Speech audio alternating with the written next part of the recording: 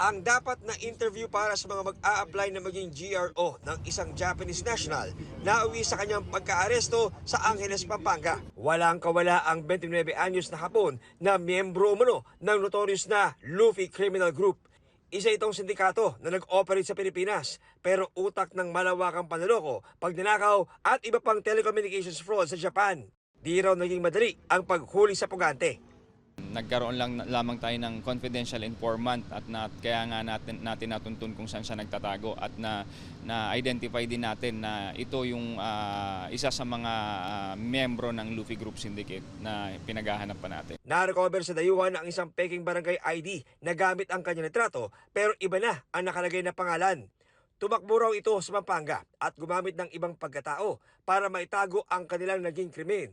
Itong Luffy Group Syndicate nga ito ay sinasabing nagtayo ng opisina dito sa atin kung saan nang-scam sila ng mga senior citizens sa Japan. Wala pang pahayag ang suspect na nakakulong na sa BI Detention Facility sa Camp Bagong Diwa.